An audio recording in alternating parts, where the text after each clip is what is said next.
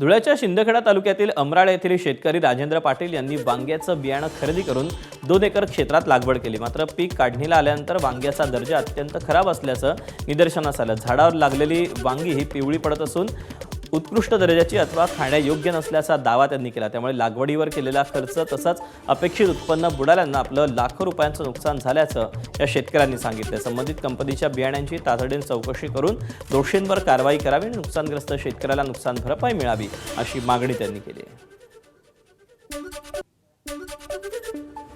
या जबाबदारीला राज्य शासनाचे कृषी मंत्री आणि मुख्यमंत्री जबाबदार आहेत। कारण की शेतकऱ्यांनी कोणाकडे न्याय मागायला पाहिजे।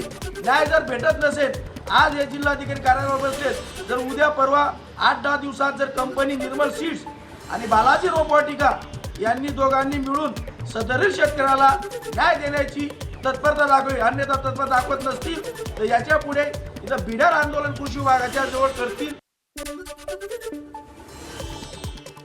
मराठवाड्यात यंदाच्या खरीप हंगामातील सोयाबीन पिकावर येलो मोझॅक आणि क्लोरोसिस या रोगाचा प्रादुर्भाव वाढलाय। अनेक भागात पानं पिवळी पडणं, भाड खुंटणं आणि चक्री भुंग्यांमुळे पिकांचं नुकसान होत आहे। त्यामुळे चिंता वाढली आहे। मात्र शेतकऱ्यांनी घाबरून न जाता पिकाची नियमित पाहणी करावी आणि प्रादुर्भावाची तीव्रता लक्षात घेऊन योग्य वेळी उपाययोजना कराव्यात असा सल्ला वसंतराव नाईक मराठवाडा कृषी विद्यापीठातील तज्ज्ञांनी दिला।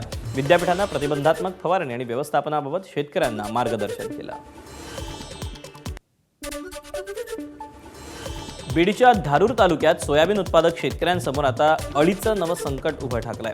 मागील वर्षी अतिवृष्टी आणि यंदा कमी पाऊस यामुळे आधीच त्रस्त असलेल्या शेतकऱ्यांनी सोयाबीन पिकावर मोठ्या प्रमाणात वेगवेगळ्या अळ्यांचा प्रादुर्भाव दिसून आला। अळी नष्ट करण्यासाठी काही शेतकऱ्यांनी 2-3 वेळा फवारणी केली, तरीही फारसा फरक पडला नाही। या पार्श्वभूमीवर शेतकऱ्यांनी प्रशासनाला निवेदन देत तातडीनं पंचनामे करून मदत द्यावी अशी मागणी केली।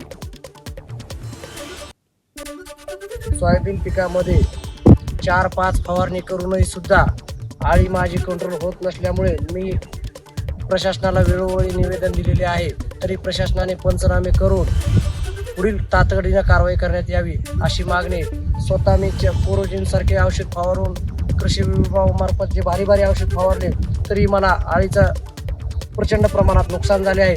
तरी माझा हातातोंडाशी आलेला घास 70% 80% हिरावून जाण्याची शक्यता आहे। तरी शासनाने याची तातडीनं दखल घेऊन पुढील कारवाईसाठी आदेशित करावी ही माझी नम्र विनंती। एबीपी माझा, उघडा डोळे बघा नीट।